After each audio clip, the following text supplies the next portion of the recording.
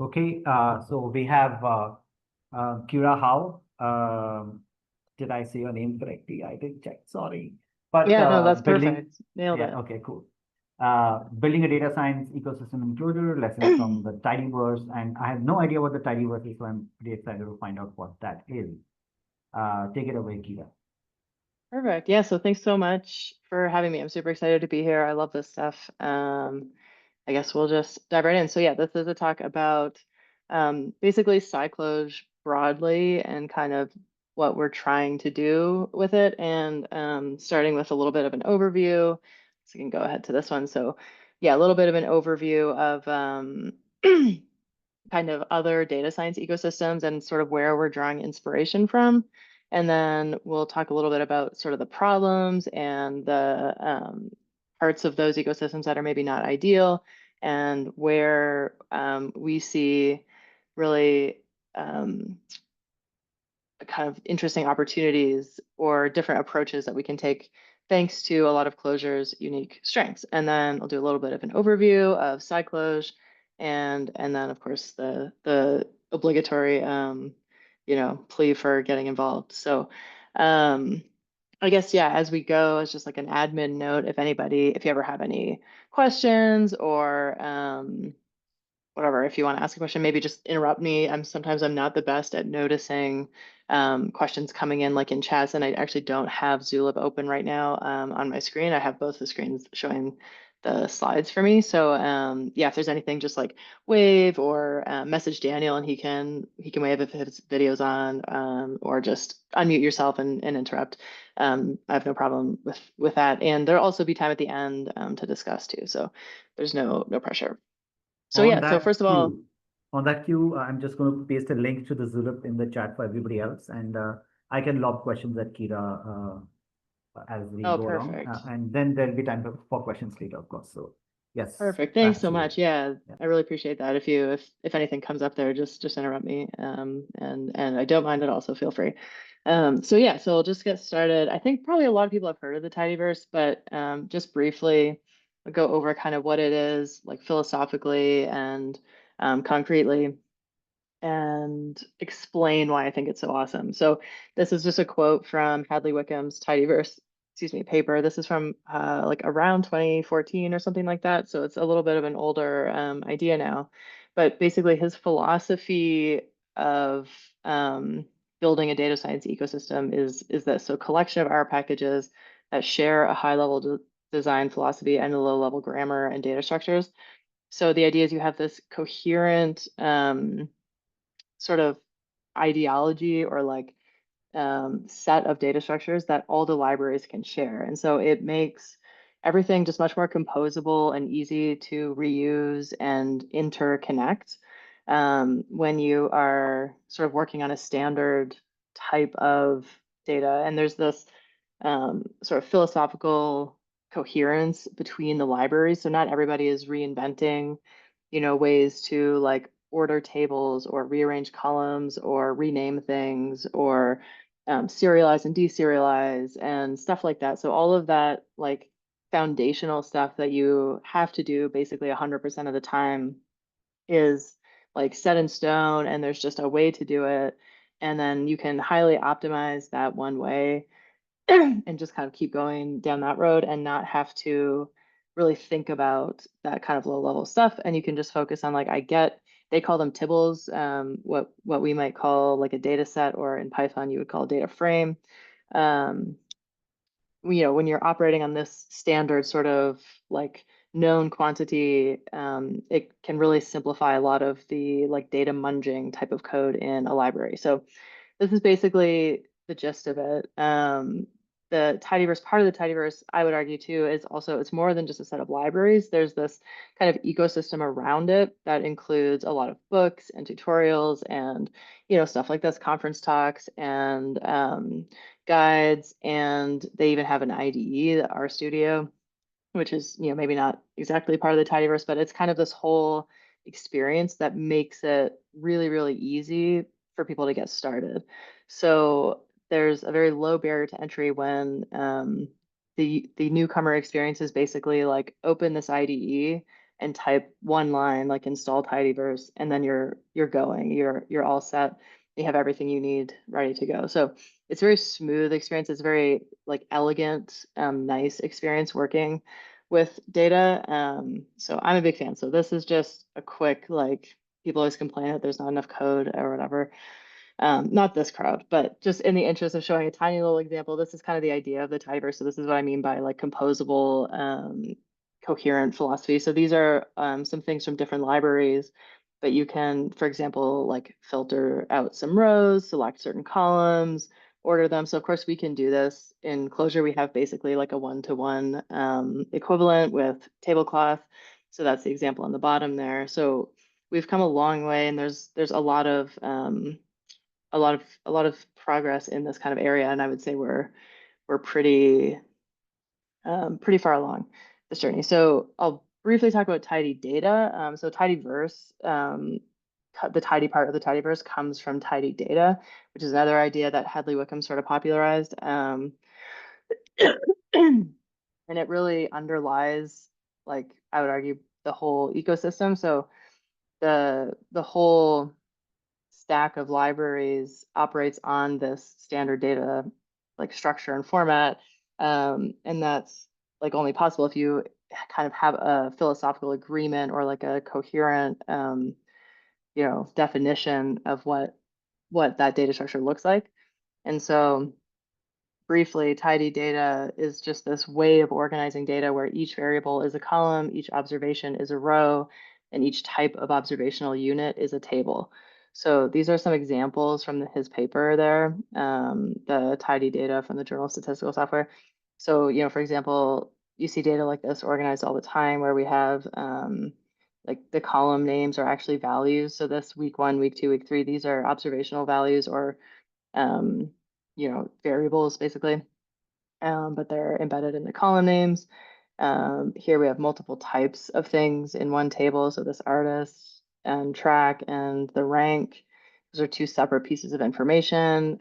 This is a different example of like disease data. So we have, country, year, and then this you'll often see in like papers and reports because this is a nice way to sort of briefly summarize a lot of really dense data, but this is a nightmare to work with if you're actually trying to do like statistics on it or analyze it or aggregate it. And so, I would argue this type of view of data should be considered like sort of the analogy would be like in web development when you have an API or like a server that's returning like raw data, and then you have a bunch of views or UI code that sort of organizes that and puts it into like HTML or some sort of like human friendly view. So this is kind of the analogous to that. So this should be considered like a view of your data that of course like you could produce these for the sake of clarity or for the sake of communicating, but this should never be how you store the data. And so these are sort of the equivalent, like, I don't know, corrected, you might say, versions of those data sets. So we've got like the variables, one variable per column, one row per observation, and then the types of observations split out per row. So sometimes that requires, like in the case of this second table, splitting out that column name. Like we've got sort of this date range and the gender embedded in the column name. So there's always stuff like this. Anybody who's worked with real world data knows that this is just how it is. It's invariably messy and complicated. Excuse me.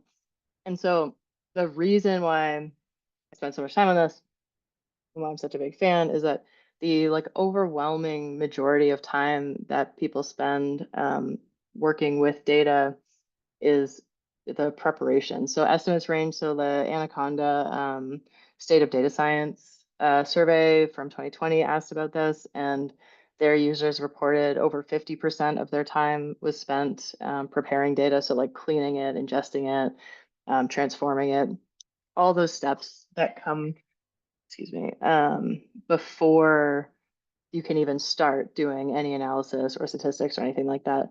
Other papers have estimated like 80%. So it's a huge amount of time and effort goes into standardizing data and cleaning it up and publishing it so that people like mathematicians and scientists and statisticians can actually use it. Because, like, of course, it's the case of garbage in, garbage out. So if you have bad data or incoherent information coming in, then your analysis isn't going to be super useful. You'll have a bunch of numbers, you'll have a bunch of charts.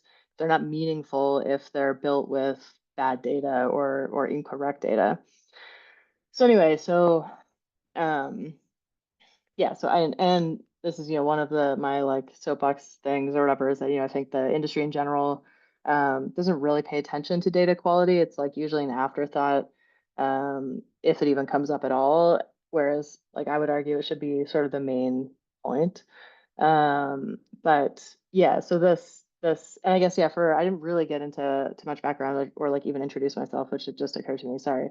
But yeah, so my background is in sort of like data intensive web apps. So I've been building that type of application for like the better part of a decade, basically like various apps that just put spreadsheets on the internet, or put people's data on the internet, or build tools to help people. Right now, the company I work with is yeah, building tools to help people analyze their data, stuff like that. So I've seen a lot of different ways that people approach this. And basically every business, every organization has just mountains and mountains and piles of data. It was like about a decade ago, or maybe 15 years ago, the industry we sort of got this concept of like data lakes, and just started hoarding like all the data. The mentality was like, just throw it in the data lake and we'll figure it out later.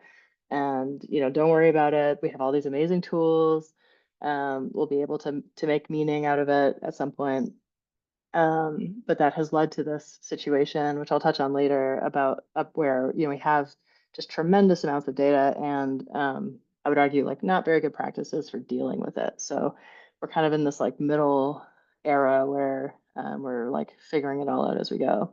So anyway, so yeah, so the takeaway from the slide, I would say, is the majority of data in the real world is a real mess, because people just publish it like in whatever format they think makes sense. There's not like a widely agreed upon set of standards. And ideally someday that will be tidy data, and people will sort of widely adopt this as the standard, and just publish data in this format in the first place. But in the meantime, we need these sort of fast and simple ways to do this work and clean it up and have robust and reliable and easy to use pipelines and sort of ingestion and transformation tools, so that we can be producing these data sets in a timely way, in a reliable way, for all of these much like more advanced like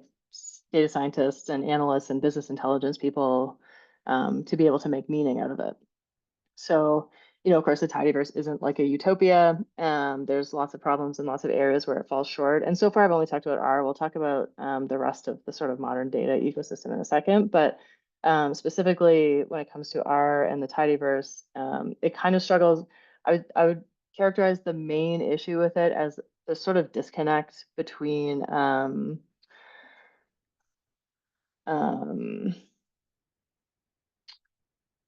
academia, like, well, so its roots are in academia, and there's not a very strong like underlying engineering culture.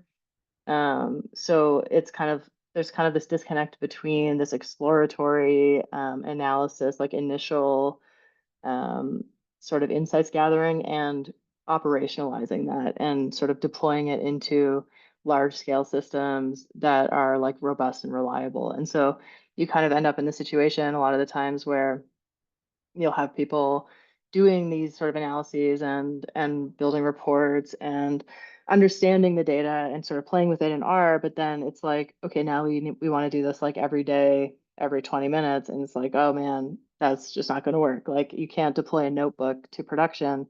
And so it sort of, I would say that's like the main place where it unravels. But there's also just generically issues with very large data sets. And this is something that's just always, it's a hard problem. There's no easy way around it. But when you're working with with very big data, and there's a lot of big data in the world now. Like most data sets now are a scale that like 10 years ago would have been considered enormous.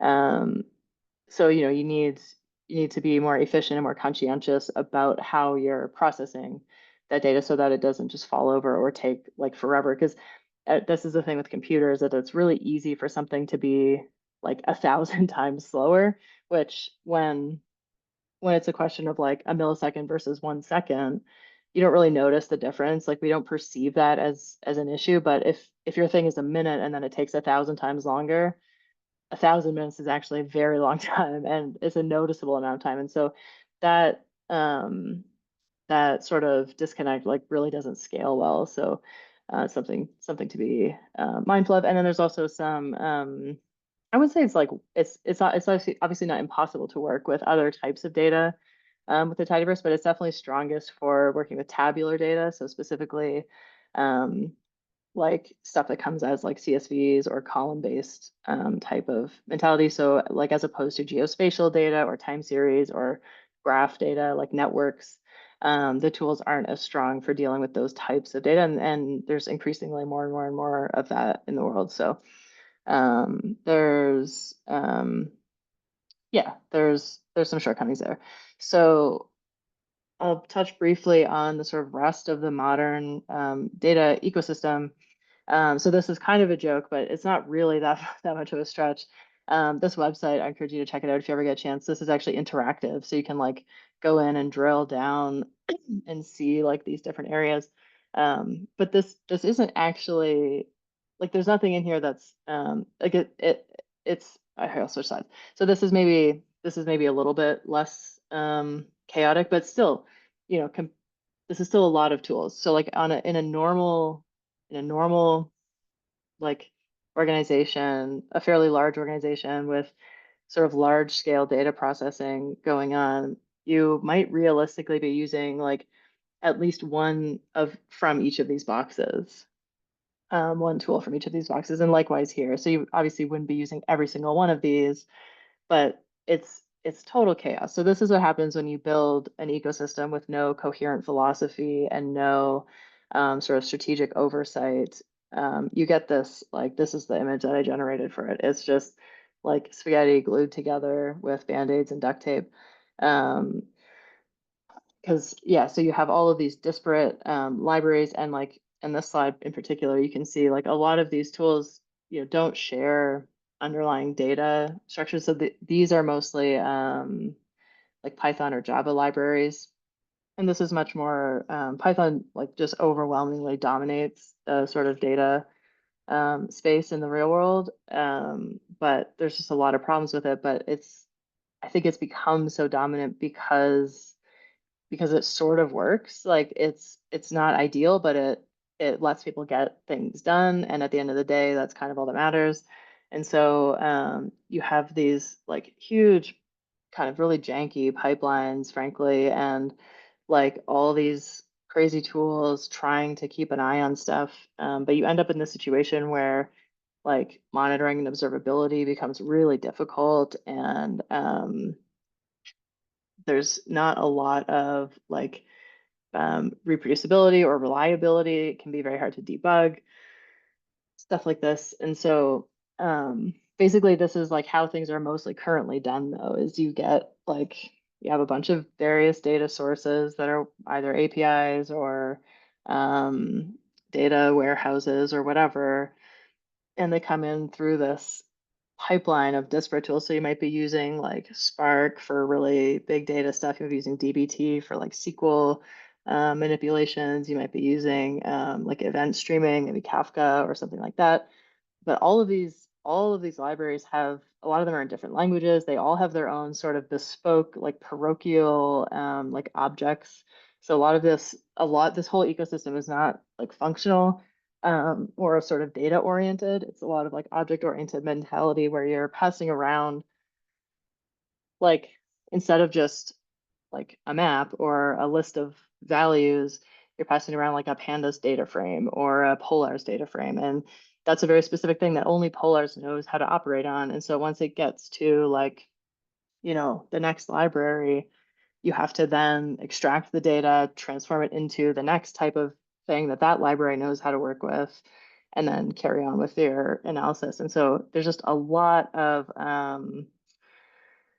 sort of fragmentation and duplicated efforts. It leads to a lot of like serializing and deserializing and sort of duplicated logic all over the place. And so it's just not very sort of elegant. Um, so, you know, the strengths are definitely that it's faster and more scalable. So a lot of those tools you see, those can handle like petabyte scale data that people have, and most organizations aren't working at that scale, but they can handle fairly large data sets like pretty easily. They're sort of horizontally scalable. Just have a different infrastructure mentality, but the ecosystem I would say is like still quite fragmented and very complex. Um, and this is maybe an unfair dig, but I'm gonna say that I think there's like pretty either bad or non-existent engineering practices in this world. So by engineering practices, I mean stuff like version control and like testing and continuous delivery, like CI/CD. So all of that stuff that we just take for granted. Well, I guess a lot of people here aren't software engineers. But you know, so I currently work as a staff software engineer at a company called Seek, and we do advanced analytics for process manufacturing. And at that level or whatever, sort of when you're doing like enterprise SaaS, all of that stuff is just table stakes. Like it would be totally insane to try to write software um, without like version control or without tests or without CI/CD. It would just like almost not work. I mean, frankly, it almost doesn't work. Like I've worked at companies before where, you know, the tests are very minimal and like stuff is always broken, or companies that don't use CI/CD like really struggle to ship software. They, you know, it might take months to get a new deployment out. And so stuff like that. So there's this kind of engineering playbook that at this point it's easy to take for granted if you're a software engineer, but it's important to remember that a lot of those ideas have not permeated the sort of data engineering or data science world like at all. And so there's a lot of low hanging fruit there, I think, to improve the situation. So, and I'll touch on this sort of expensive point in a second. So this is just a little bit more details of what I mean, but maybe we'll kind of blow through these and get to the interesting stuff. But yeah, basically this is like, you know, this fragmentation complexity issue is just a result of too many tools, too many disparate ideologies, too many disparate philosophies at the table and not really interoperating. So they can be kind of painful to integrate. And you end up seeing a lot of apps that are like basically just all glue code between different like shapes of data or different types of objects, um, which is just like not very interesting work in the first place, but also very brittle. Um, it leads to a really steep learning curve because you can have someone who's because you know a lot of these things are very complex and very like advanced, like you know very cool engineering feats of engineering. You know something like Kafka, for example. There's a lot of like computer science theory that you have to understand almost to like really make that work well. And so you can get these people who are like complete experts in Kafka and totally understand it, but then it's like, okay, now I need to also hook it up to like my sort of like ML pipeline or my like statistics library. And it's like, oh, I don't know anything about that. And that's which is totally fair because the domain is just too big. But because every tool is so sort of like parochial and bespoke, it's very hard to sort of learn and certainly difficult to become an expert in enough of the tools, a breadth, enough of a breadth of the ecosystem to really be productive. So you end up with these like very big, very expensive data teams um, that you know can get work done. But I think it can be a lot simpler. So that's kind of where we're going. Um, and yeah, so issue, this I guess this is another big issue with the current like data ecosystem in general. And this isn't like necessarily Python's fault, but a little bit. This is kind of what I mentioned earlier. Like at a lot of places, data quality is like either an afterthought or just not even thought about at all. Like people just kind of build pipelines and deliver data sets, and then like so the CEO might come and say, like, these numbers don't make any sense. And it's like nobody checked. No, there was no like it's just not, there's no culture of like continuous delivery or testing along the way. So like this concept of like having like a subset of your data and like making sure that your pipeline's working reliably on that, or like having basic validation checks like, how do you want to handle missing values? How do you want to handle duplicate values? How do you want to handle um, values that are like clearly suspect? Like if you have a data set of like sales prices and you have a bunch of negative values, is like, do those represent refunds? Do those represent discounts? Are those just completely like, is it a bug where they shouldn't be there at all? Like you have a lot of these situations where the answer is very contextual, but you have to answer those questions and you want to be aware of that and you want to catch that stuff as early as possible in the process.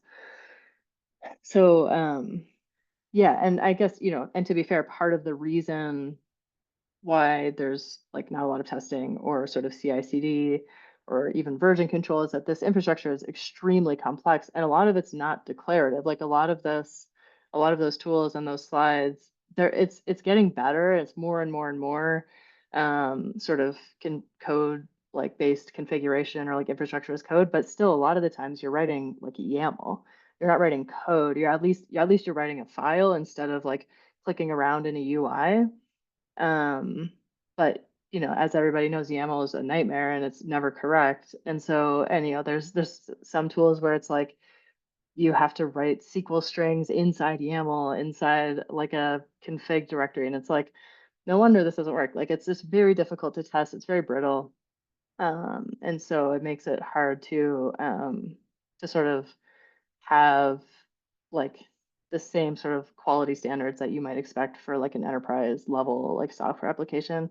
And then, there's always, of course, the problem of like data drift over time and stuff changes upstream. And if you don't have test or validation, then it's just going to totally break everything downstream, and you won't notice until the final product comes out often. And then there's also this kind of what I mentioned with our ecosystem, this disconnect between exploration and production. So this is like maybe less of a problem in the sort of Python world, but it's still I think this is one of the big like unsolved like challenges or whatever, is that a normal sort of data workflow is like very iterative and very exploratory. So if when a data scientist, excuse me, gets a new data set to work with, or like a business intelligence person, it's a lot of just like playing around, like exploring it. You might throw up a little visualization and like delete that and do like a ton of like sort of just like one-off like little experiments, sort of like how you might develop at a REPL almost.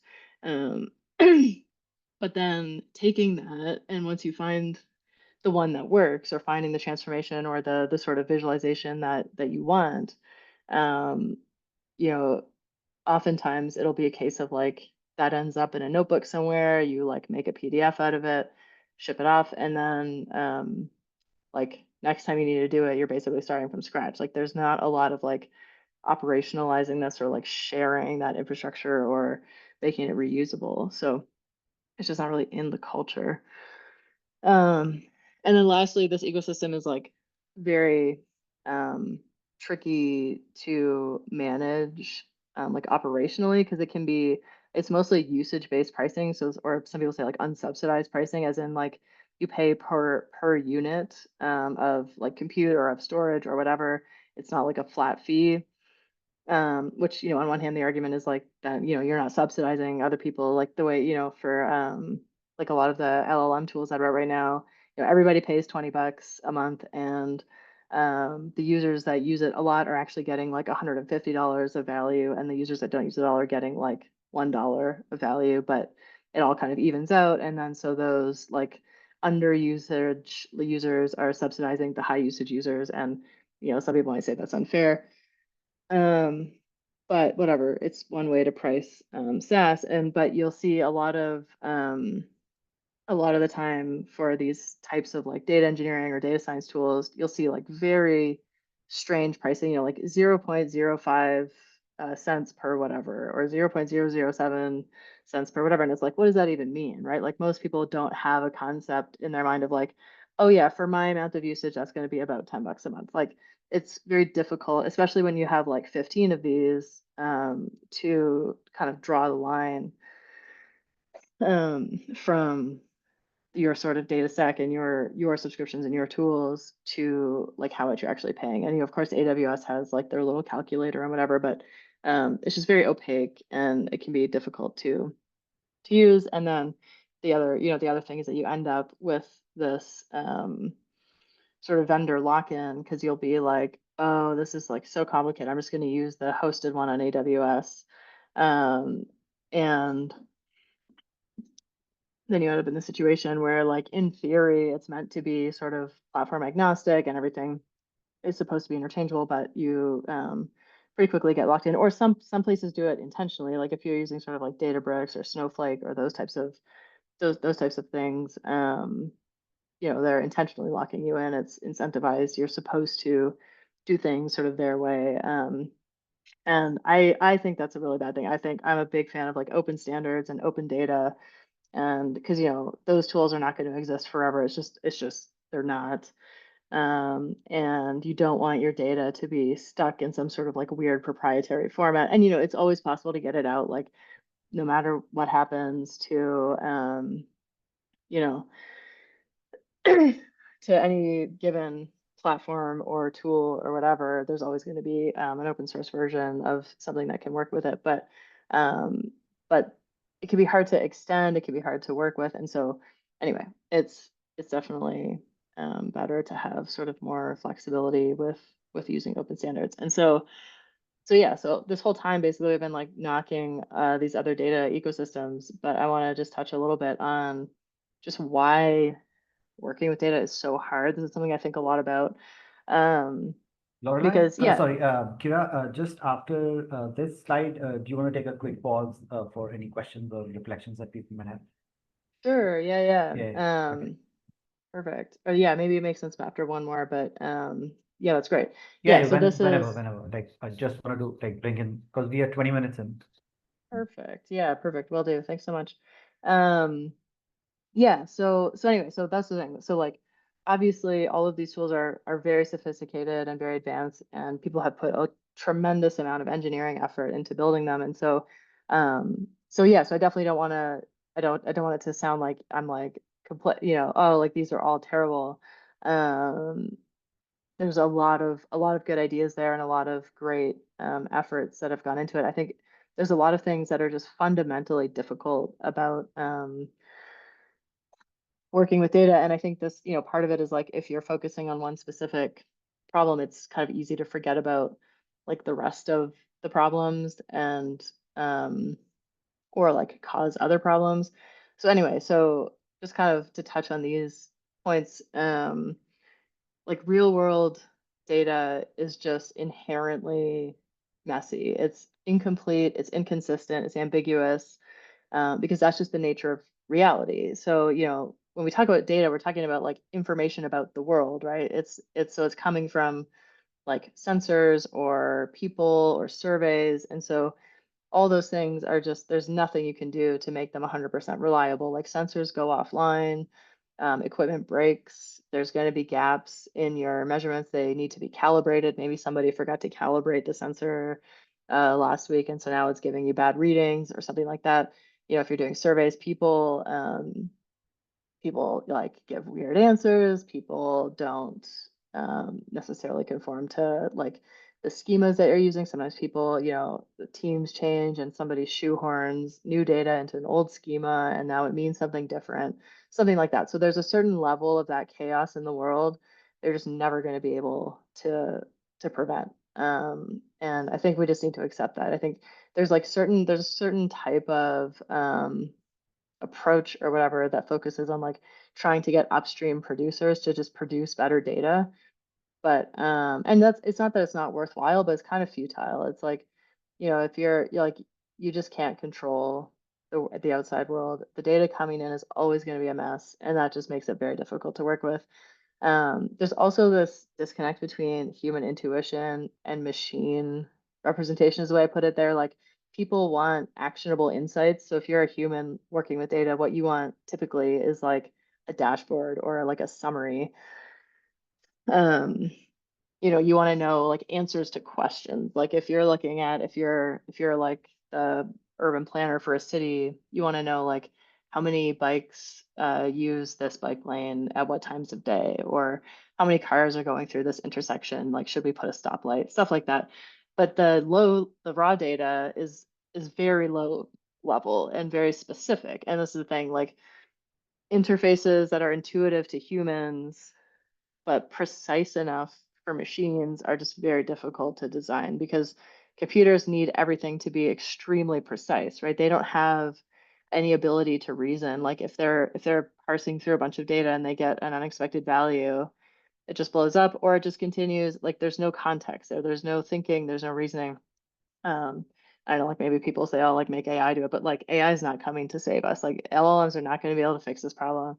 This is just a fundamental challenge the world. So we have this like very low level, like sensor level or like survey level or whatever data, like tiny data points, and you're trying to put like millions or billions of these little points together into a story um, that makes sense to a human and not just a machine. And so I think that's always going to be difficult. This sort of batch orientation. So like, data is often processed in like pretty large amounts. So like, when I'm talking about that raw data, you have like a data point, which is, yeah, like, you know, one bike rode past the sensor on Main Street at 2 p.m. Like, that's one data point, but now I have a billion of those data points. Um, and so you process them like as a group typically. And right now, the typical workflow for that type of work is not like super interactive. Like, you have notebooks and you're sort of playing around with it. But once you get into bigger scale data, you're often working in these sort of larger batches, and it can be pretty slow. And you just don't get the feedback instantly that you might in other types of programming or other types of um, problem solving. And so that can make it difficult to make progress. It can make it just challenging to work with. Um, and then, yeah, this missing metadata and context is kind of like this thing about the computers not understanding the data that I mentioned.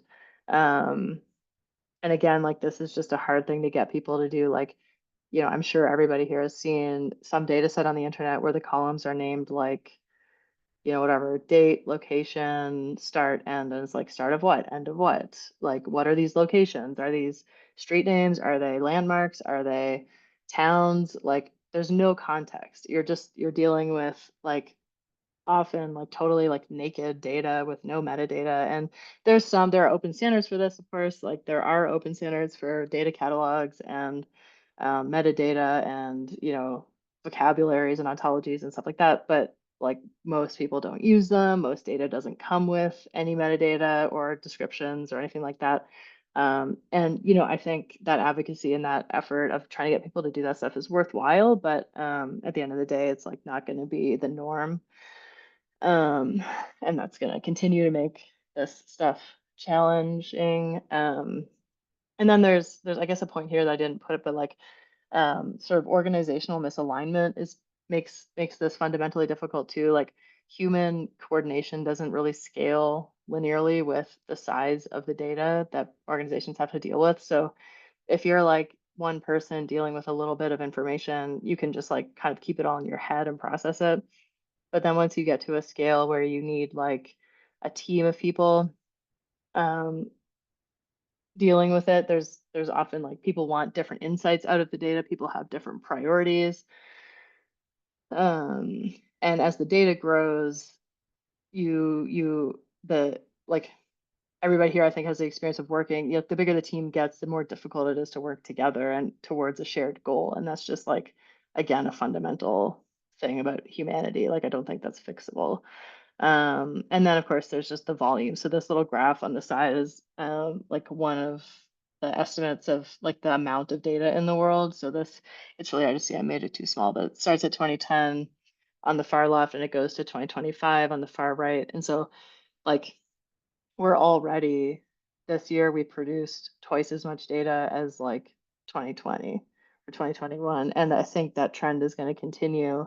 You know, like for context, like I mentioned, the company I work for right now, we work with a lot of like advanced manufacturing companies, and you know, they might have like a whatever, an oil and gas company might have like 100,000 sensors in a plant, or like a pharmaceutical manufacturing company might have 500,000 sensors in one of their plants, measuring like all kinds of stuff like temperature, pressure, speeds of conveyor belts and whatever, and outputs. And there's just all this data coming in. It's like tremendous amounts of data, and mostly it's getting stored. Like a lot of people just keep every bit of data that they ever produce. And you know, obviously that's not sustainable, and we're going to have to figure out a way to like mitigate that and sort of decide which data is worth keeping or not. But like as time goes on, the scale of the data that you're dealing with every day, like you can see, like in 2010, there was like less data existent on Earth. Like the biggest data set you could possibly deal with was relatively small. And like now, like there are lots of data sets that are bigger than all of the data that we even had, like that existed 10 years ago. You might be dealing with a single data set that's that big now. And so it's just it's a very fast moving field, very challenging problem. So yeah, so maybe this is a good like I guess like these are kind of points that we already made. So these are just like also things that make working with data hard, but these are the sort of the category of ones that I think are like solvable with technology. These are not like fundamental problems of the universe, like trying to get humans to work together. These are like just like sort of whatever technological like like areas where we can improve. But you know, we can learn how to write tests and do CD for data pipelines. That's going to be possible. We can definitely improve the developer experience. We can improve this like cost, opacity, like we can fix a lot of this stuff. But these currently, I would say, are still factors, and these are sort of areas that I think are worth improving on with technology. So anyway, yeah, with that, maybe it makes sense to pause for a second and see if anyone like any thoughts, questions. There'll be a lot more time to discuss after as well, but Yeah. So if anybody wants to chip in, please do.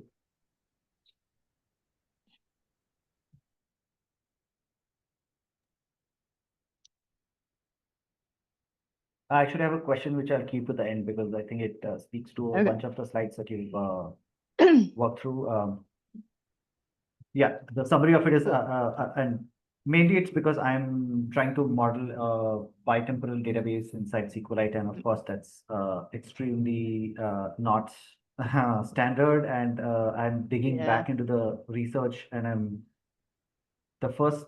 I think the only book, everything else is research papers, but the only book is by Snodgrass from 1997, I think, on the subject, Yeah. and everything is just collection of theses. So. Uh, Super interesting. yeah, yeah. Yeah, I would love And to hear more. Love to hear yeah. more about it for sure. The origin of this project is because someone commissioned, a friend of mine commissioned a very simple SaaS application, Yeah, but didn't give they me a thought it was deadline. simple. Yeah, Yeah. but no, didn't give me a deadline. So I turned it into an R&D project.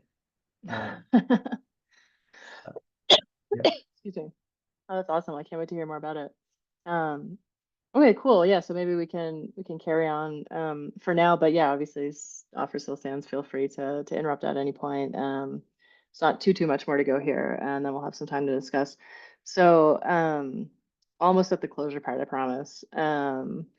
This so yeah, so okay, so in light of all of this sort of current, I would say that's like a current sort of state of the world or whatever, the available tools and the like prevailing mindset today, it's like if we were going to reimagine a world where working with data wasn't terrible and annoying and it felt more like elegant problem solving than, you know, like hacking and jamming things together with duct tape. what would that be like? And so these are some of the things that I think, maybe not comprehensive list, but some principles that we should lean on when we're thinking about developing these new tools. And this is sort of where we're coming from. So this begins to become relevant for SciCloj, because those all those ideas from the tidyverse I think are really inspirational, and there's lots of good ideas there. But the way I see it is it's more of a source of inspiration and something to draw from, but it's not necessarily like goals to achieve. Like we're not trying to copy the tidyverse. We're certainly not trying to copy the Python ecosystem. But I think, it would be naive to not survey them and take the best ideas from them. But, but the goal isn't to replicate them. The goal is to sort of leapfrog them, um, and just kind of come up with something better. And so when you're thinking about that, it's like, what do we want? And so I think the primary goal should be trustworthy data. So right now, um, like workflows mostly just do not prioritize correctness or clarity, and so you often end up in the situation where you have like dashboards or reports and you don't know if they're correct. You don't really know if you can trust them. So I think if we build data quality into the entire data lifecycle, not as an afterthought, but like checking it, validating it all along the way, we can go a long way to making data much more useful. So have this mindset of like every step of the way you want to just do a quick check and be like, did this produce the result I'm expecting? Don't just run it through a huge pipeline and expect it to work. And this also, if you kind of take that mentality and take that approach, you get sort of data provenance and or data lineage, some people call it, like almost for free. And this is becoming more and more of a thing as like data governance becomes a bigger topic in the world and a more important topic. Um, More and more people care about where their data came from and how it got the way they did. So like if you're training models, for example, if you're like an ML research, this gets back to your point about ethics and software, and like you might not care. There's obviously a lot of people out there who don't care right now. They just steal whatever data they want and use it for whatever they want. But like there are a lot of domains where that's not acceptable. Like if you're working, for example, for like a government of a like developed country that respects the rule of law or whatever, or if you're working for like certain or like highly regulated organizations like in finance or healthcare, you do have to care where the data comes from, right? You can't just steal it and be like, too bad.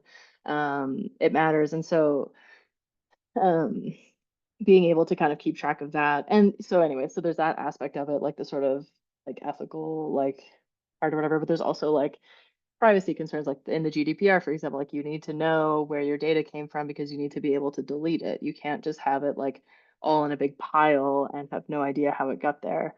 So anyway, so basically like tracking the lineage of your data, tracking the provenance of your data, and having some checks along the way, um, so that when you get a final data set that you can trust that it's correct, I think is like would be like a huge value proposition, would be like super valuable to a lot of organizations.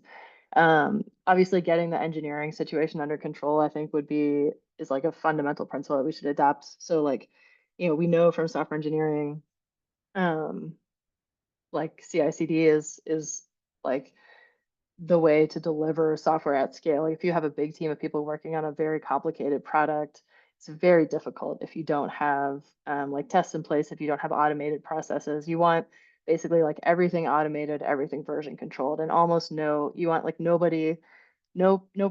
like process working should depend on like somebody clicking the right button at the right time. Because that's just going to fail way more frequently than like a script will fail or something like that. So having this sort of like engineering mentality and bringing that to the world of data, I think is very valuable. Focusing, this is something that Clojure does really well, is like almost like the Unix philosophy of building these very small composable tools that do one thing really well. And even though they're small, that's okay because they interoperate really well with other tools. So having that kind of, so there's a little mosquito in here.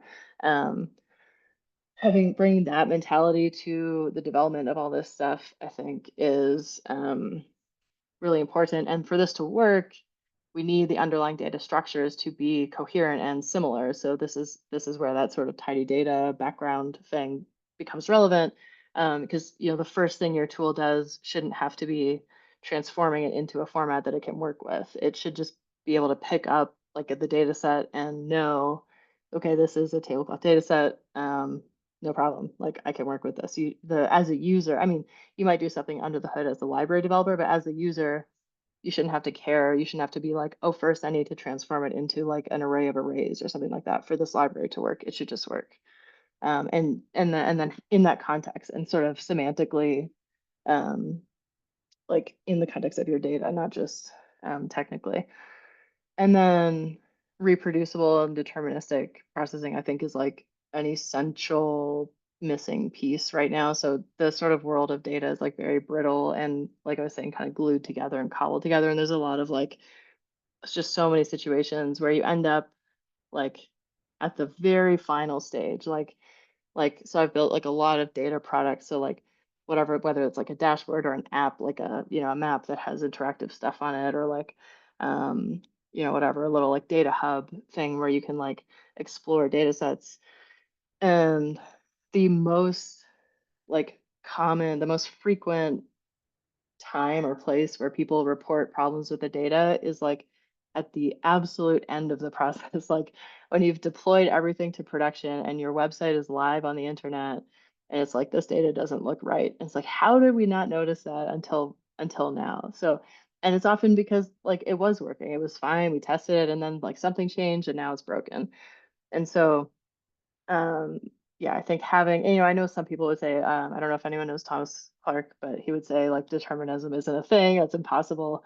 And there's some amount of truth to that. There's no such thing as like a truly deterministic process, but you could sort of simulate it by having, if you have pipelines built out of pure functions that operate on immutable data, that goes a long way to making your processes more reproducible and reliable. So I think this is where Clojure comes in. And I'll finally talk about Clojure, side Clojure a little bit. I think we are like really well placed to address a lot of these issues. So if we think about the main issues as like the fragmentation, the complexity, the speed, um, all of that stuff is like more or less not a problem in Clojure. So like like obviously like there are things that are faster than Clojure, but having access to the JVM is a huge advantage. The JVM is like really state of the art, and like impressive piece of engineering, and we can run code as fast as the JVM can process it if need be. Um, and so I think we should take advantage of that. We have this REPL mentality. So it's not that the REPL is necessarily like where you're going to live as a data scientist, but having this, every Clojure developer knows the REPL and understands this concept of like making a small change and immediately seeing the impact. Like the smallest change and the smallest feedback, and having that very tight feedback loop, I think is really, really important. Having this functional paradigm, like I was saying, like working with piles of pure functions that take data in and spit data out and mutate nothing. Having everything be immutable by default is just makes programs so much less buggy. Like if you, like right now I'm working sadly with Kotlin and Java and TypeScript mostly. And like most of the bugs that you see are because of mutable state. It's shared mutable state is just like a nightmare. And so I think just eliminating that as a concept from your language makes it so much easier to write programs that work. It's not like it's perfect, and there's obviously other sources of bugs, but that's, I really think, a big category of bugs that we can just basically not have to deal with. And then I think, yeah, Clojure has this really strong engineering culture, and this really, and this comes from a lot of like Rich Hickey and the core team's mentality of like moving slowly and deliberately and not breaking things, which is like sort of antithetical to the industry. Like it's sort of the opposite of how most engineering teams and library developers work. But I think it's way better. It just really inspires like trust and confidence in your language and products when you're not constantly breaking stuff all the time. So I think if we bring that to this world, then we have a lot to offer. So yeah, so this is, I think we don't need to spend a ton of time on this because everybody here is pretty familiar with SciCloj and the Node ecosystem. And you've spent the last better part of a day and a half hearing all about it. But these are sort of like, I would say, the core libraries. There's obviously lots more, but technical data set and tablecloth at this point are like very mature and very stable. And obviously, data set, as you know, is built on top of dtype next, which is the sort of high performance computing library for Clojure. There's a lot of exciting work going on right now with the GPU programming stuff that Dragon is working on. But anyway, I guess I'll talk about that in a second. But yeah, so right now, basically we have, so technical data set and tablecloth are the sort of the data frame or Tibble sort of tidy data, like data manipulation and wrangling and sort of tidying libraries. And then MetamorphML is this collection of machine learning libraries, sort of akin to scikit-learn or something like that. Table is, and table math is sort of, table math is under development, but table plot is the visualization libraries and table math is for statistics. Basically, it's a sort of a wrapper on top of fast math to make it work really seamlessly with data sets. And then I think, it's important to mention that like an ecosystem is bigger than just the libraries. So we also have Kindly, which is this kind of standard, you might say, or I don't know, Daniel, how you describe it, but it's sort of like a standard or a framework for sharing data sets or data types rather between libraries. And so it's this way to sort of communicate between libraries what type of thing you're dealing with. And then the notebook is coming a long way. It's under active development still, but there's a lot of really good materials in there. So this is kind of stuff we talked about. I guess I should have switched to the slide before, but yeah, so one of our goals is to like sort of unify this experience of like exploring the data, documenting it, working with it, and then deploying it, and have all of that be kind of seamless. So these, like I mentioned, are some of the recent developments. So Plotly is now really well supported in TablePlot. Previously, it was mostly Vega Light stuff, but you can still use either. There's been a ton of work, in the sort of newcomer experience or the like onboarding experience for new developers. And I know this is something that Clojure people are not super keen to invest a ton of time in. Like just as, again, this is a lot of like the kind of top-down culture of like, it doesn't matter if developer tools are easy, developers will figure it out. But I would argue it's worth making them easy to use. And so now we have a Clojure kernel for Jupyter notebooks, so you can have Jupyter notebooks that work with Clojure and execute Clojure. There was a really cool project a few months ago that came out, which is basically Node in a jar. So you can just run a single jar and have a sort of really basic environment just pop open for running Clojure code and executing it. And I think that's going to be a really useful tool for sort of workshops and just getting people in the door, because it's such a high barrier to entry to say like you need to install this specific editor and then you need to set up a REPL and then you need to install Clojure and then you need to learn what a REPL is and learn how to use it. And so I think we forget how high a barrier that can be to some people, especially people who aren't software engineers. And so there's a lot of value in this ongoing work, I think, in having a really, really easy newcomer experience. Table math is coming along. There's a lot of really cool stuff going on there.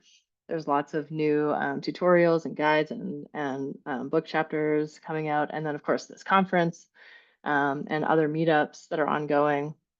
So yeah, so I'll talk just briefly about what I see as sort of the main challenges that we're sort of like currently tackling with SciCloj.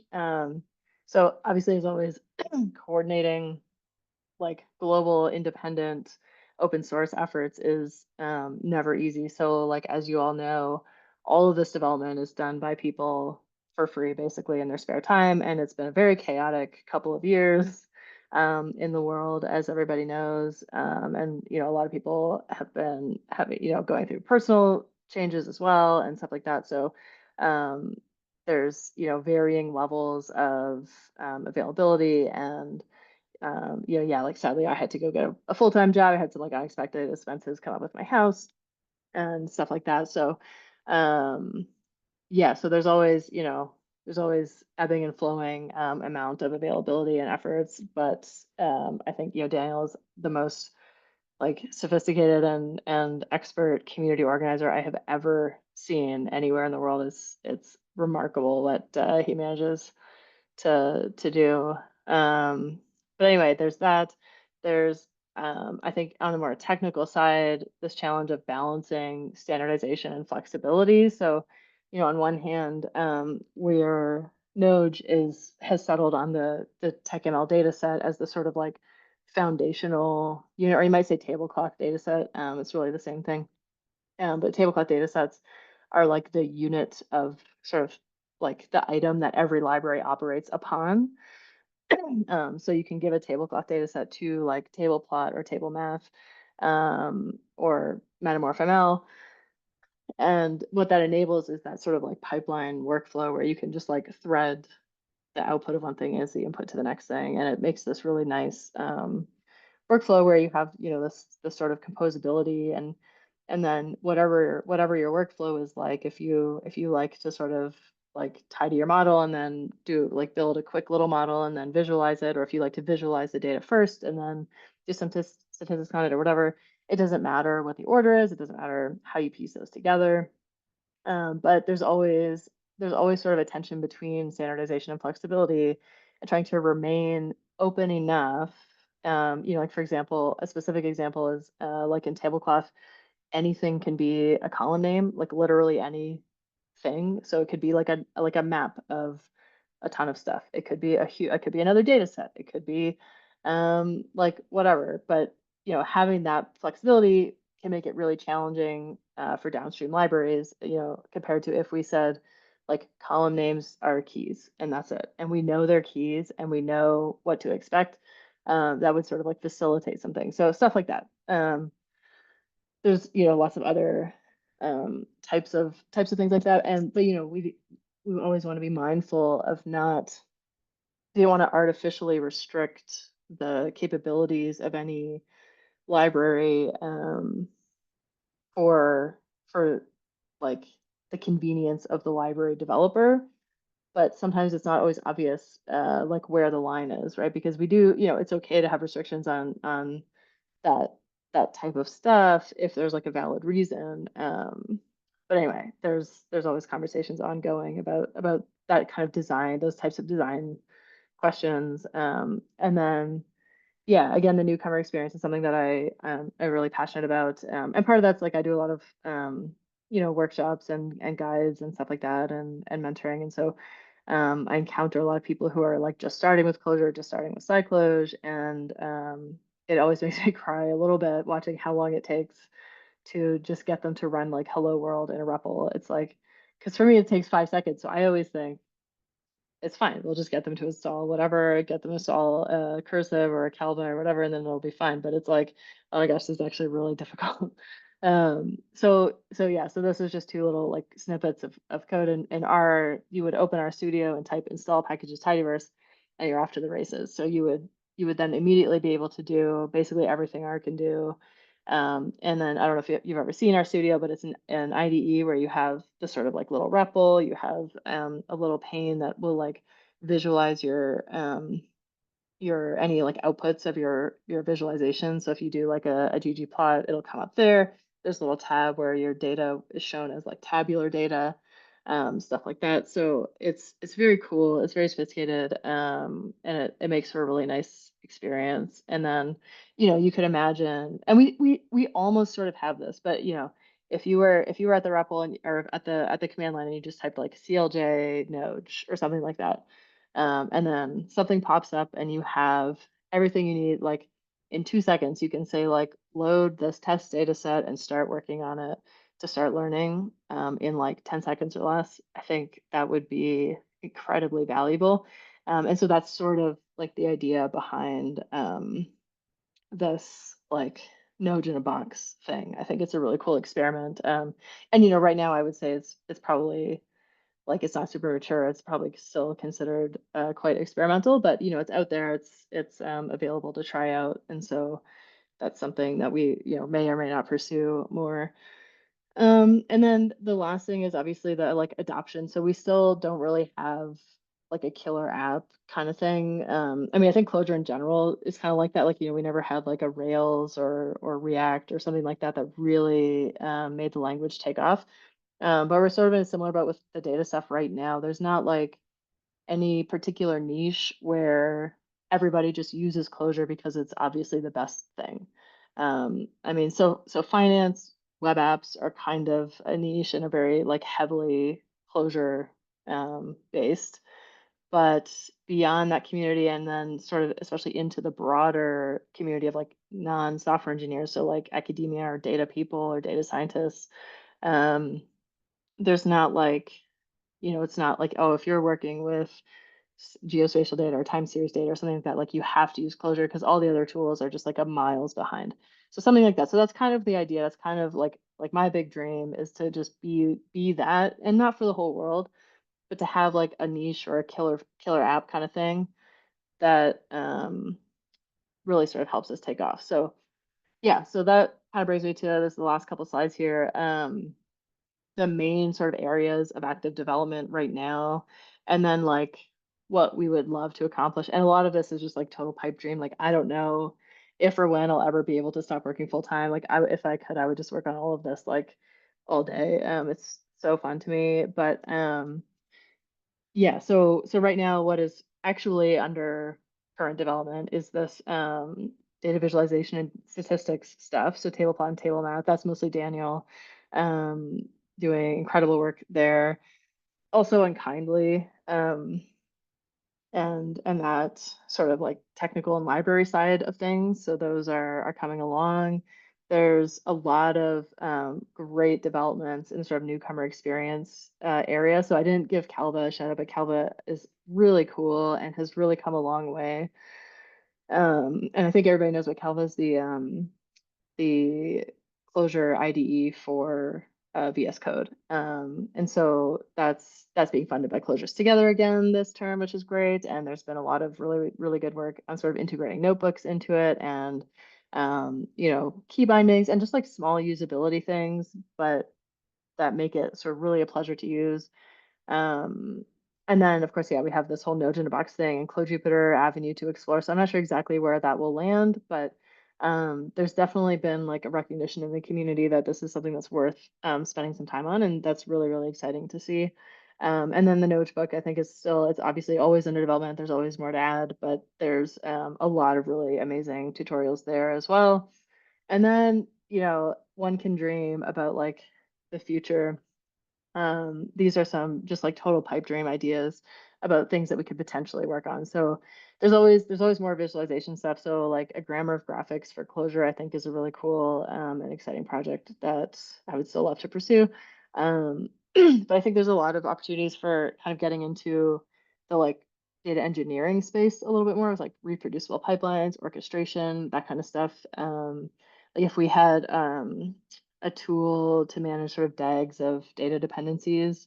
I think Clojure would do really well at that. There's a new library from the core team called Flow, like in the core async family, which I have not really had a chance to play with in earnest, but I think there's a lot of potential there to use that to manage pretty complex workflows in a really elegant way. And that might be something worth exploring, and just like slapping a UI on top of it could really kind of play in that same space as like Dagster or Airflow or whatever those types of like data pipeline orchestration tools, because there's, I think, a lot to be desired in that area.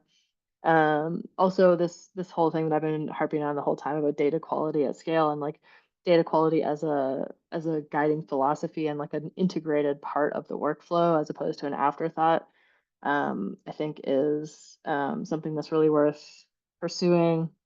And then something that would be really cool, and this is another thing that I have too many ideas about and not enough time, is just like a really simple dashboarding tool. So kind of like Shiny. I don't know if anybody has ever played with Shiny.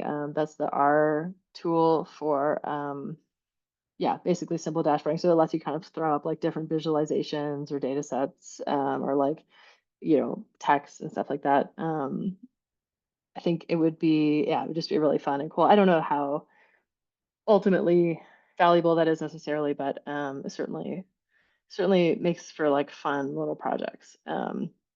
So yeah, lastly, I just want to touch on this point again that SciCloj is so much more than a tech stack. So it's really a community. It's been really like a grassroots thing. So I got involved like I guess about 5 years ago now. It's crazy how fast the time goes. But Daniel's been leading it for much longer than that, and there's a ton of really amazing community members, and obviously all of you who come out to stuff like this conference.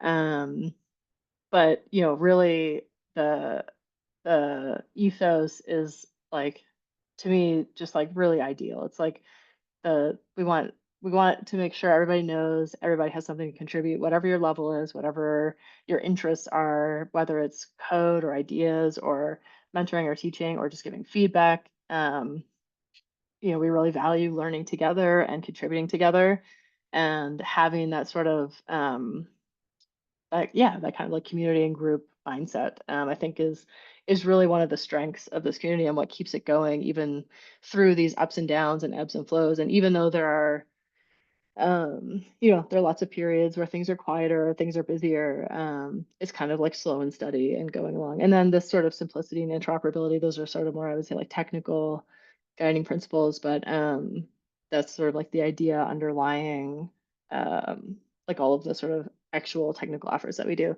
So yeah, so lastly, working with data doesn't have to be terrible, can be, more like engineering than hacking. And so if you're passionate about this stuff, or if you ever want to get involved or just learn more, I definitely encourage you. I think probably everybody here is already in the Zulip, but that's where pretty much everybody in this kind of community hangs out. The SciCloj website is the best place to get more information. Daniel's really good about keeping it up to date. If there's new events or meetups or whatever, there's tons of study groups that meet regularly. There's lots of mentoring opportunities if you're ever interested in anything like that, or if you're interested in becoming a mentor. That's always available too. There's always people looking for guidance. I really like the Clojure camp mentality of like peer mentorship. So it's like, it's not always the case that there's like a mentor and a mentee. It's like different people know more about different topics. So you might pair up with somebody where like you know more about something and they know less, and then they know more about something and you know less, and you can kind of share with each other that way. Anyway, yeah, where there's obviously lots of opportunities to actually write code if that's your thing. You can write about the tools if you're more into writing English than code. You can just use the tools and report bugs, give feedback. All of that is so useful. So I guess I'll leave it there. We'll open up to like questions, discussion, if anybody has any ideas. Yeah, that is the end. Thank you so much for listening. This is turned out to be a pretty long soapbox. So thanks for the opportunity. Yep, thanks, Kira. I think we have about 15 minutes to the end, the official end of the session. 1-5. Perfect. Yep. Okay, so thoughts, reflections, questions, anybody?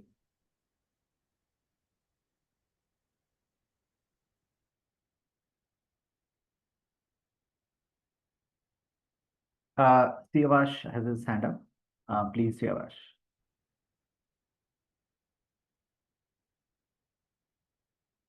What did you mean by first thank for your talk? Second, what did you mean by simple dashboards? You So mentioned what was the first thing? I only caught the simple dashboarding ones. What was the first one? the first one is thank you. Oh, thank you so much. Thank you. Yeah, no, so by simple dashboard, so maybe I can find something. Um the idea is like shiny is kind of what I have in mind. Is this working? Do you see the shiny Yep. thing? Am I Yep. still Yep. sharing? Okay, Mm. perfect. Um, so this is a way, so this is like a tool in R. This is in, I don't know if it's included in the tidyverse actually, but it's basically like a really simple little thing. So it's not for building like serious SaaS apps or anything like that, or like complicated things, but there's a lot of cases where you just have a little bit of data and you just want to put it on the internet. And this is really what it enables. So, you could imagine something kind of like this, where it's like you have this UI, sidebar, slider, stuff like this, and your plot. And this is literally all the code that you need to generate a little website that looks like this.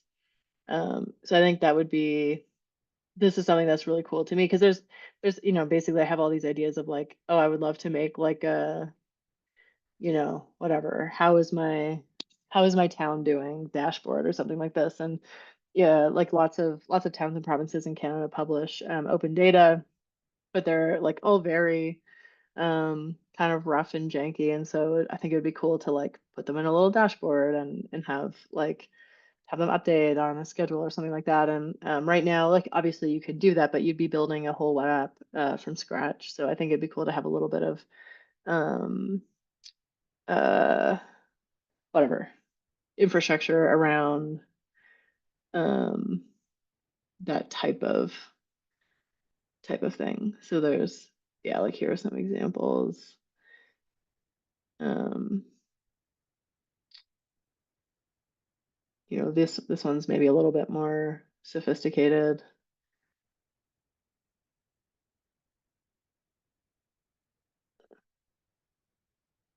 Anyway, this is like, this is just basically static. But anyway, this is the idea, is that it's like basically like a little web app framework almost.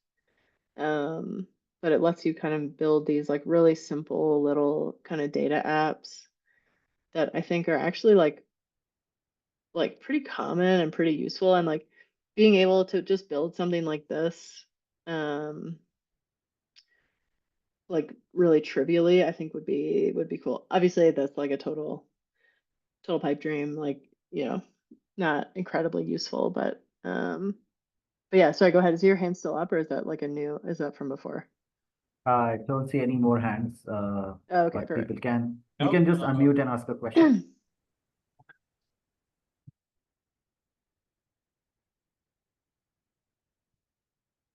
Yeah, Donald, is that right? That's your question. Your hands up. Yeah. Hello. So you described my life. So I'm a data engineer. And working with Python, and we're starting from scratch. So we're getting to like try to figure out how to work in data quality and all these types of things. Yeah. So like, yeah, you struck a chord. So Glad yeah. to hear. In a way, also sorry to hear. Yes. Yeah, I've tremendous sympathy for that type of Yeah. work. Yeah, well, and but like the reason why I hang out in Clojureville is because like it really is something that lends itself to functional thinking, right? Yeah, So totally. yes. Yeah, Um that's awesome. I'm and super then curious. Oh, sorry, go okay. ahead. No, you go, sorry. Oh, no, I cut you off. Well, I was gonna say I think that easy installation goes beyond just beginners, because I know that when Mm, I want to play with data, right? Like I go for the easiest thing because I don't want to mess about trying to install stuff. So sometimes right, the new machine and I want to get a Clojure stack running, I get frustrated right. and then just like install Conda and Yeah, work with data that way. To my totally. No, but that's a super valid point, because that's the thing. Like even, as a data engineer working at scale on big data, it's like the first thing you do is pull in the data set and just be like, which columns does this have, and what does the data look like, and show me the first like couple hundred rows, and like I totally agree. If that's the workflow, just removing all the friction there, I think is going to be really key. Like at this point, it's like, the way I say like CI/CD and testing and version control are just table stakes at this point in software engineering. It's like on the flip side, really really quick and easy, like 10 seconds to your first data visualization, and like 5 seconds to getting your data set loaded. Like that's just table stakes in the world of data. You can't be like, oh yeah, we have the best tools, but it takes like 20 minutes to set up.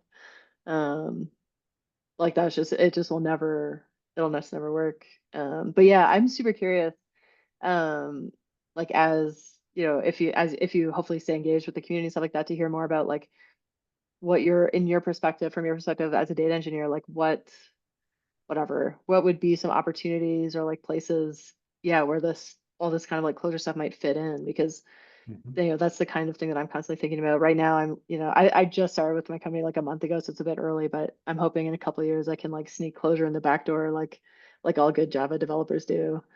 Um, but uh, but yeah, it's definitely interesting to see, because you know, obviously it's not, you couldn't in good conscience recommend to your team at this point, like, oh, we should just stop all this Python stuff and like use Clojure. Like it would be, that would be quite challenging. You'd be missing a lot of stuff, and you'd be foregoing a lot of the best tools in the ecosystem. And so it's like, um, yeah, my, you know, the main thing that I think about a lot is like, what would it look like for that to just not be the case, or for it to be like the honest to God best option, regardless of like any sort of Clojure ideology or like, you know, Clojure fanaticism. Like this is just, it would just be dumb to not use this tool because it's the best tool for this thing that we're doing.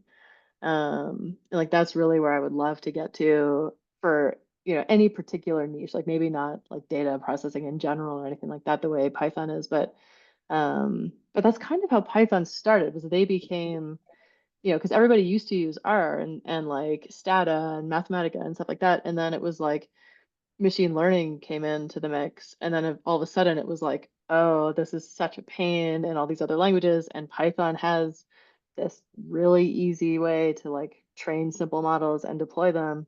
And then it just completely took off, and that whole like having that ML capability, I think really dragged Python into the world of data. And it's not like none of that stuff existed before ML, but I think it really, really took off quickly. And so yeah, so I don't know what our like killer feature thing will be or is, but I think that's kind of the way I think about it, is like, how could we just like leapfrog them? Because it's not like, that's the thing, like they weren't trying to mimic R or just do what R does better. And R still does, I would argue, like statistics and visualization better than Python. But it doesn't operationalize, it doesn't deploy well. And so that's really where Python comes in and shines. And at this point now the whole ecosystem is built up around it. So it's like, it's much better. But yeah, I don't know. Mhm. I don't know. So Cool. Anybody else? We have 6, 7 more minutes.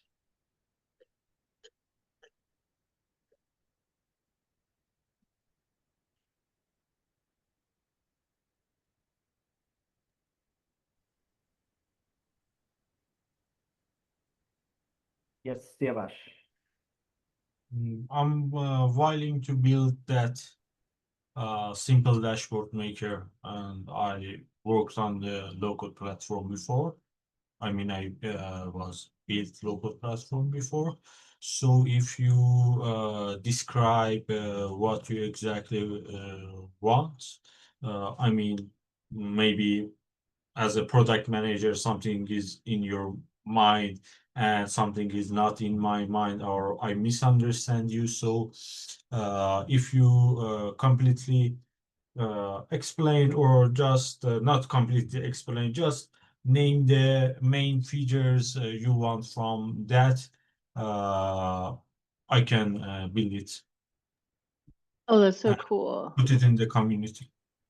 That's so cool. Yeah, I mean, I think that would be a super cool project. Yeah, I mean, sort of what I imagine it being is, I mean, I think Shiny is like a good sort of example as inspiration anyway, maybe not as something to totally copy, but kind of like a little, just like a lightweight framework where you could be like, here's my plot, and you know, take, it would come from table plot probably. So you use all the existing tools and say like, this is my data set, this is my whatever. Like I wonder if I have, anyway, um, you know, you have, maybe I can. So this is like an example of a workshop I did a couple months ago. You get like into, I'll maybe go to this phase. Like, you know, this is what I mean. It's like 80% of the work, like all of these steps are just getting up to the point where you can even do the analysis. Like, but anyway, so it took, and this is what I realized during the workshop is like, if you're doing a data workshop, you got to pick like one topic, because otherwise you'll just spend the whole time being like, here's how you download a data set from the internet, and here's how you clean up a super messy Excel file. But anyway, so once you get to a point where you can actually like get stuff like this, to then be like, you know, if you had this and you could be like, how would make a new one? Oh, sorry, Zoom, all this Zoom stuff is in the way, blocking the buttons. Can you do new or just new? Yeah. So like if you could go from here and be like, then, you know, whatever, like UI, like, I don't even know what this would look like one or something. And then you might have somewhere else, like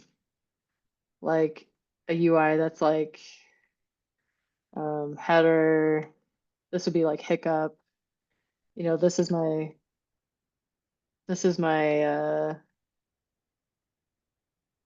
something. I don't know. I'm totally making this up totally on the fly, but like it could be like ID is 1 or something. But I don't, you know what I mean? And then you could have like another viz that was like this one goes in like spot 2 or something. And then you could have like a separate somewhere else be like, this is like aligned or whatever, top left, something, something, something. And you maybe have like another one here, stuff like this. Top right, something, something, and then like some text, something, you know, stuff like this. I don't know. You could imagine something sort of like that. So it would kind of be like, kind of be similar to this. So right, they have like, this is the idea. Shiny has different components that you can, and it all just kind of fits together. It's all very like interoperable, and it's, you know, it's not, this isn't for like real, like you would never build an actual like data product that you're selling out of this necessarily, but it's I've seen it used, it's often used like internally to be like, oh, I just want like a little dashboard that shows this or that thing. And you know, it comes with this kind of these layouts, this kind of stuff. So it's kind of like a web framework almost, except it integrates with this whole like tidyverse of tools.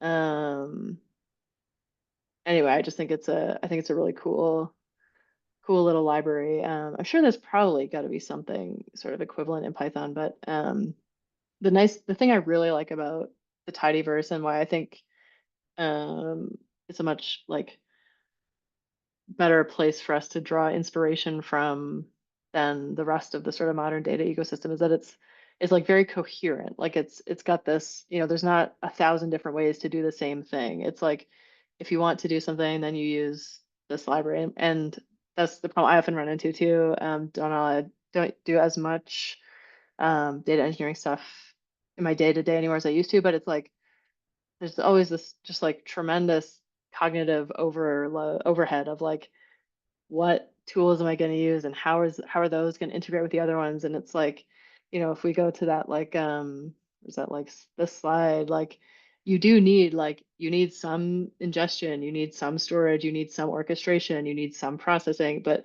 so you're picking sort of like one from each of these boxes almost.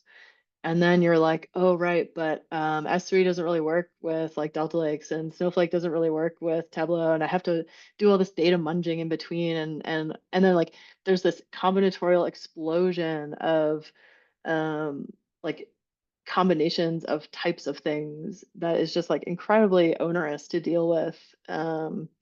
So, because you know, like not all of these, most of these tools don't just natively integrate or don't work like seamlessly well together, and so it just creates like a lot of unnecessary work, in my opinion. I think that's really where the value proposition is like, if you can go to somebody and say like, I will save you like 80% of your time, they're going to use your tool. They're going to be like, I don't care, I'll learn a new language, whatever. Like people, data scientists never used to know Python and now they all know Python, right? And so it's like, it's not, I don't think the language is the biggest barrier. It's like, you just need it to be um, the best tool. But anyway, yeah, I feel this like is also a fun one. one of the observations I've had is I was thinking about local first software for a while, and Yeah. one of the big challenges there is okay. So let me just wind back. I think many of the data data stack solutions are better mousetraps for existing problems.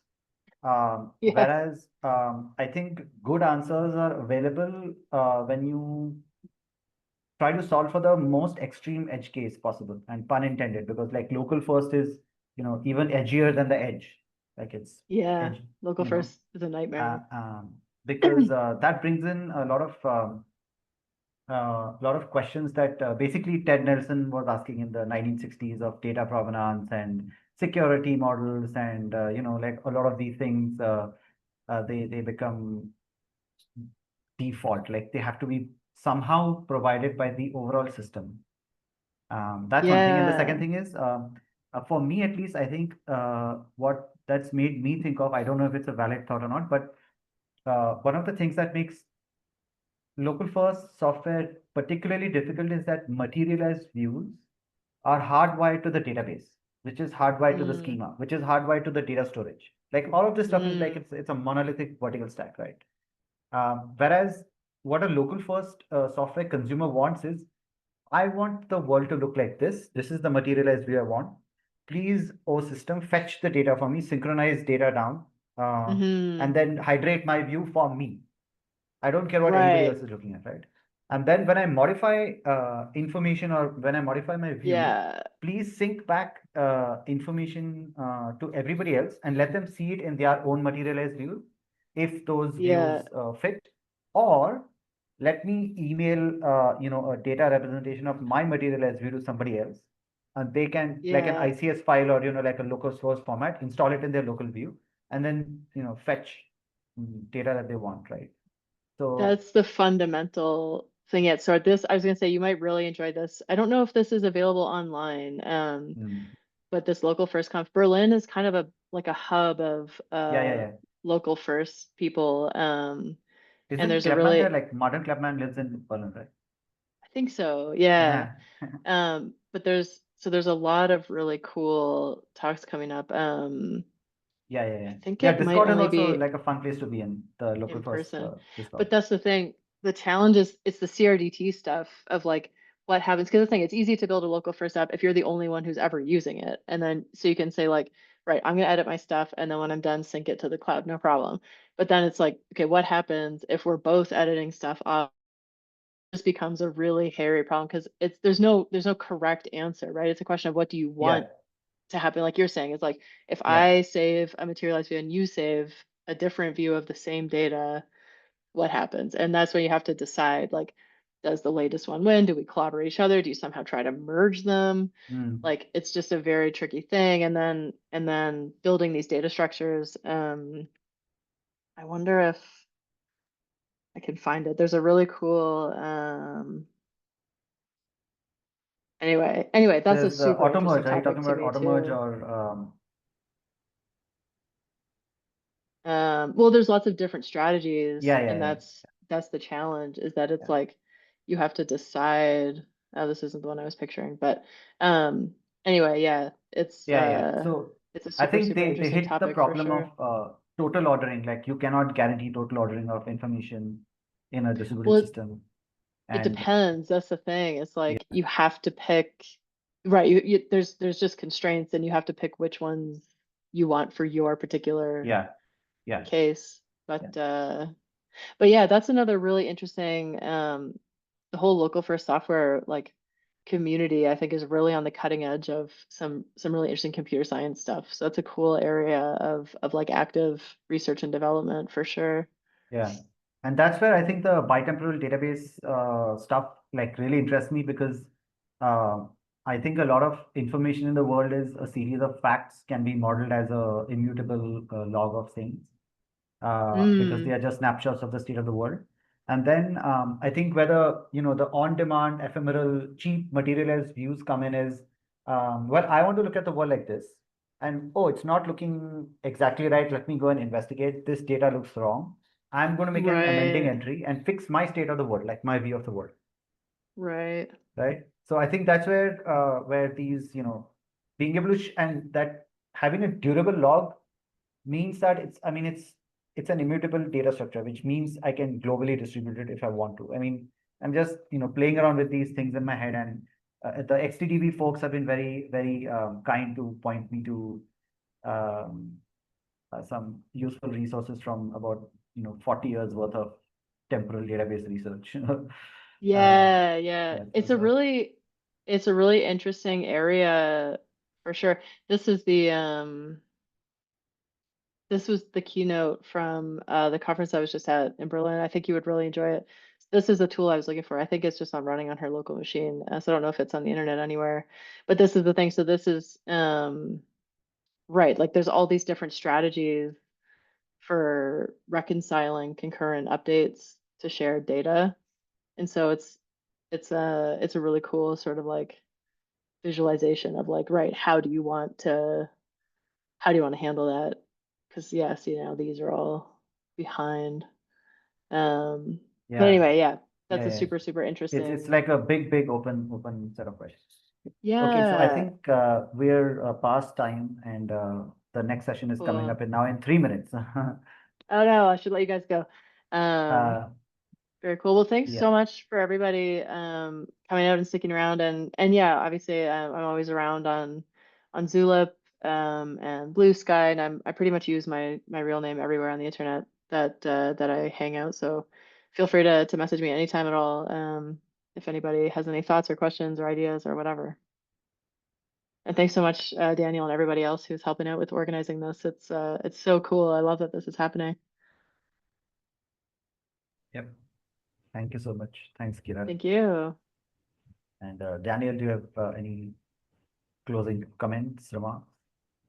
Yeah, thank you so much, Adi and Kira and everybody. That was an important discussion, which is an intro to the coming session, which will all be a discussion. It will be the moment where we will be thinking and planning together. And in a moment, I'll stop the recording unless you wish to say anything to conclude, Adi or Kira and or Kira. And I think we may take a 10 minutes break before the next session. Yeah. And we'll leave this open. So see you soon, everybody. And yeah. See you.